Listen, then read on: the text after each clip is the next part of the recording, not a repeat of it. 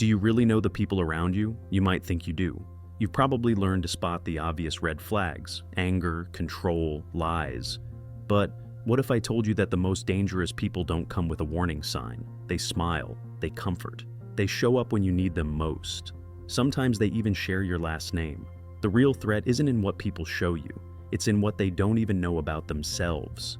Carl Jung, the Swiss psychiatrist who reshaped modern psychology, dedicated his life to studying the unconscious, the hidden side of our minds that drives our fears, choices, and relationships. He believed the most dangerous behaviors are not intentional, but unconscious. And when people are blind to their own darkness, that darkness doesn't disappear. It looks for a host. Often that host is you. You may think you're being kind, helpful, mature, but without realizing it, you're being pulled into emotional dynamics that were never yours to fix. You become the villain, the savior, the enemy, anything but yourself. And that's exactly what Jung warned us about. In this video, we're going to expose 6 dangerous psychological types Jung would want you to see before it's too late. Carl Jung believed that most of what drives human behavior doesn't come from logic or intention. It comes from the unconscious. And the unconscious isn't just a dark corner of the mind. It's an active force, shaping how we see others and how others see us. One of Jung's most powerful concepts is projection, the idea that people cast parts of themselves, especially the parts they refuse to face, onto others. This isn't always done with malice. In fact, it's usually invisible to the person doing it. Someone who refuses to acknowledge their own anger might constantly accuse others of being hostile. Someone who fears being unworthy might interpret your confidence as arrogance. In their mind, they're not projecting. They're just seeing things clearly. But what they're really seeing is a mirror, a reflection of themselves on your face. And here's where it gets dangerous. When someone projects onto you, you stop being seen for who you are. You become a symbol in their story, an object in their unconscious narrative. Jung wrote that this kind of projection creates a psychological trap, where you're slowly pulled into solving emotional conflicts that aren't yours. You stop living your life and start living someone else's psychic script. This is the psychological game most people don't even know they're playing. And it's not just strangers or enemies who play it. Sometimes it's the people you love most. Now, let's meet the first type, the unconscious manipulator. Imagine sitting across from someone who always seems hurt, misunderstood, or fragile. You try to comfort them, support them, be the rock they need, but slowly, without even realizing it, you start feeling guilty. You start second-guessing your tone, your words, your very presence. Not because you've done something wrong, but because they make you feel like you have. This is the unconscious manipulator. And the danger here is subtle. It doesn't scream or threaten. It whispers. It rewrites your reality. Carl Jung warned that what we do not confront in ourselves, we meet as fate. For the unconscious manipulator, that fate is you.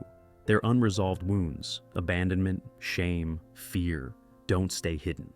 Instead, they're projected outward and handed to you like emotional luggage. Suddenly, their sadness is your fault, their anger, your responsibility, their pain, your job to fix. They're not faking it.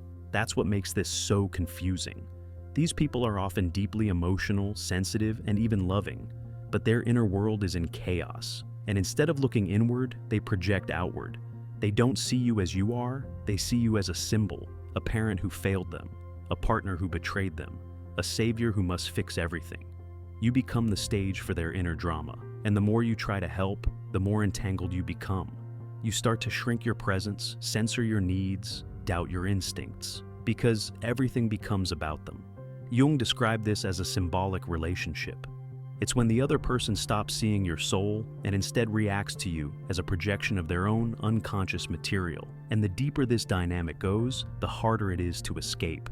This type of manipulation isn't loud, it's emotional, psychological, and often wrapped in tenderness. That's what makes it so destructive. You think you're being empathetic, when in fact you're being erased, piece by piece. The only way to break free? Awareness. Ask yourself, is this emotion mine? Is this guilt really coming from me or from someone else's shadow? Because the unconscious manipulator doesn't invade your life by force. They enter through your empathy. And if you don't recognize the pattern, you'll sacrifice your mental health trying to save someone who refuses to look inside. Next, we meet another master of illusion, The bearer of the persona. Not all danger comes wearing a scowl. Sometimes it comes with a perfect smile. The bearer of the persona is that person who seems flawless, always composed, always saying the right thing, always admired, but something feels off.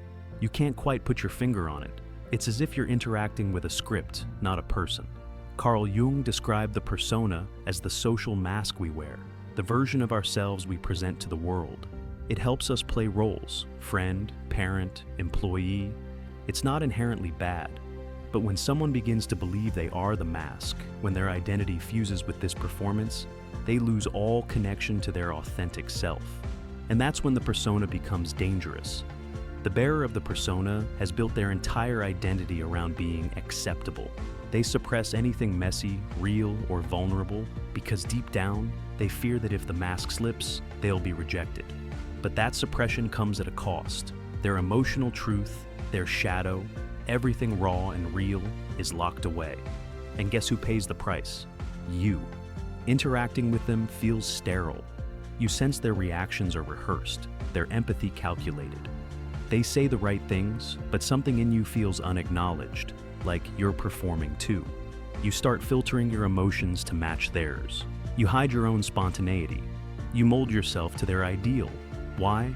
Because the bearer of the persona expects it.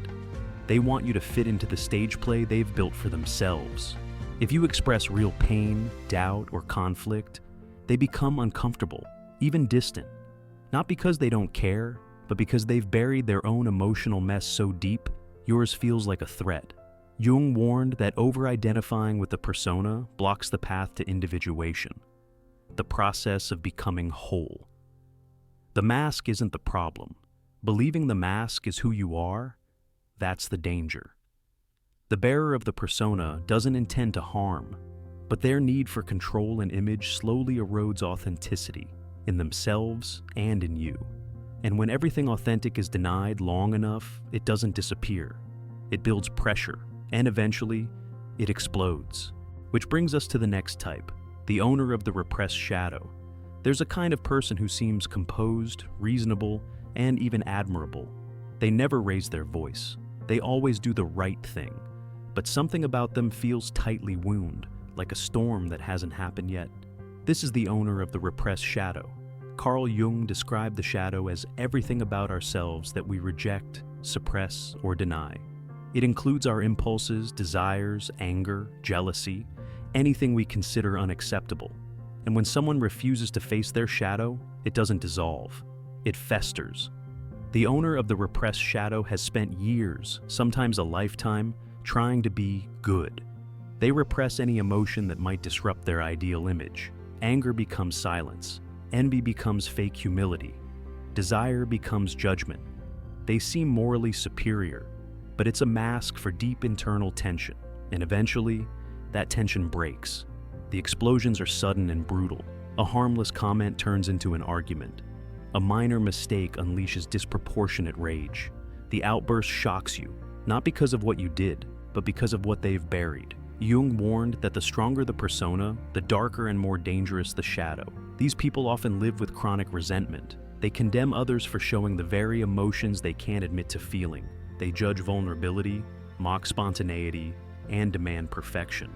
Not because you failed, but because they can't bear what you reflect back to them. Living with this type is like walking on a psychological minefield.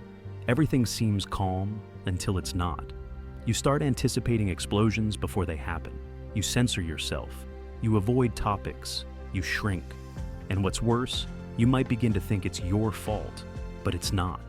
The owner of the repressed shadow is at war with themselves, and you're just collateral damage. Jung taught that the shadow isn't evil. It holds our repressed creativity, our drive, our authenticity. But when ignored, it becomes poison. And that poison leaks into relationships, families, and everyday life. If you feel like someone close to you is holding back a part of themselves and punishing you for expressing yours, you may be face to face with this archetype. Next, we uncover the fourth dangerous type, the moral controller. Some people don't yell or manipulate. They don't explode or guilt trip. Instead, they use something far more effective, morality. The moral controller is the person who cloaks their judgment in righteousness. They don't just disagree with your choices, they make you feel wrong for having them. And the most disorienting part? They genuinely believe they're helping you. Carl Jung saw this pattern clearly. He warned that when morality becomes a mask rather than an inner compass, it turns into one of the most insidious forms of repression. The moral controller doesn't look within. Instead, they project their disowned shadow onto others and label it sin, selfishness, or weakness. They often speak in absolutes. You should be grateful. That's not how good people act. I'm just telling you the truth. But it's not truth, it's control. They use ethics as a weapon, guilt as a leash, and shame as their favorite tool. Underneath all of it is a fear of their own suppressed desires and contradictions. You'll find this archetype in strict households, dogmatic religious systems, workplaces where obedience is mistaken for virtue. They set the standards, and you either meet them or you're made to feel like a failure. Jung wrote that the more someone represses their inner conflicts, the more likely they are to project those conflicts onto the world. The moral controller doesn't allow themselves to feel envy, lust, rage. And so, when they see it in you, they attack. Not because you're wrong, but because you're showing them what they've denied in themselves. And the effects are deeply damaging. Over time, you internalize their voice. You begin to second-guess your joy. You feel selfish for having boundaries.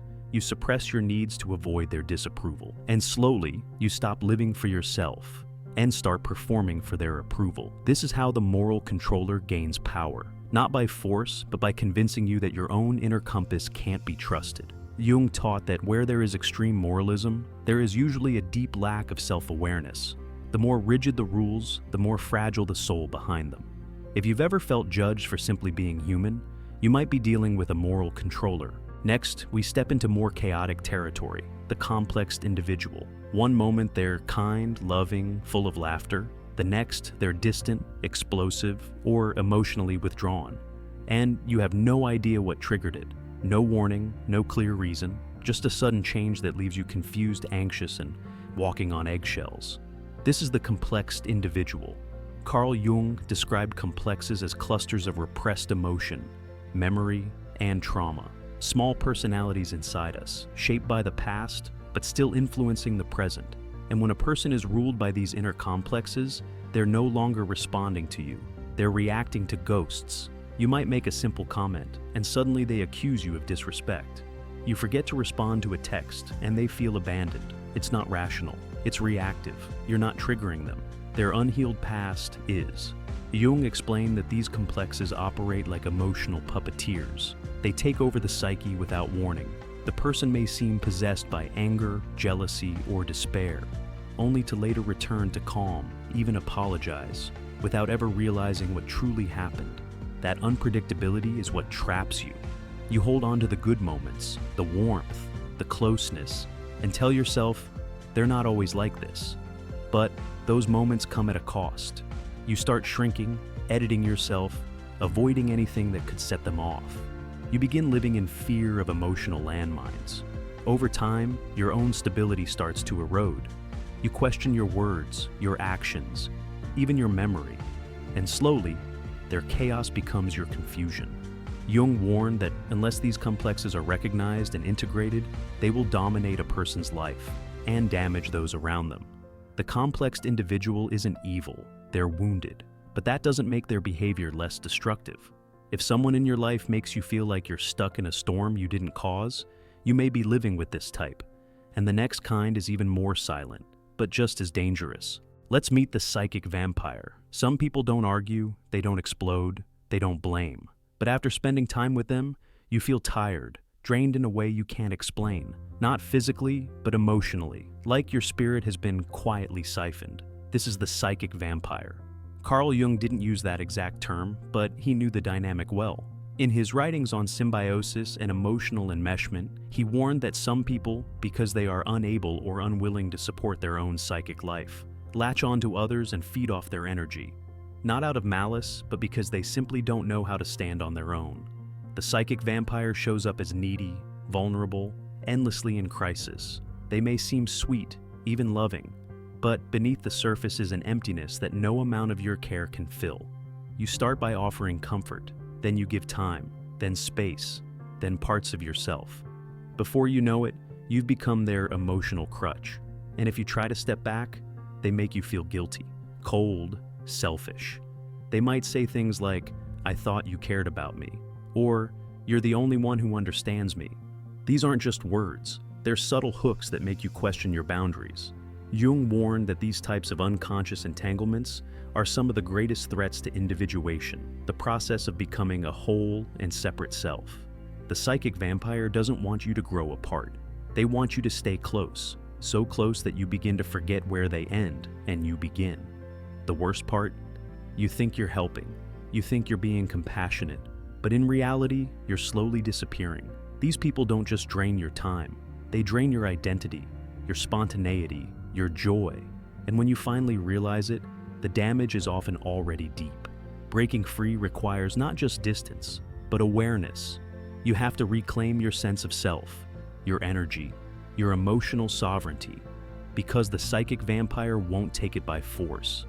They'll take it with need. So now you've met them, the unconscious manipulator, the bearer of the persona, the owner of the repressed shadow, the moral controller, the complexed individual, and the psychic vampire.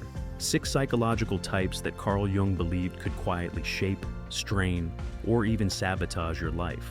Not because they're evil, but because they're unconscious. But here's the hardest truth of all. These types aren't just other people. They can also be us. At different times, in different relationships, every one of us has carried some of these patterns. We've projected pain.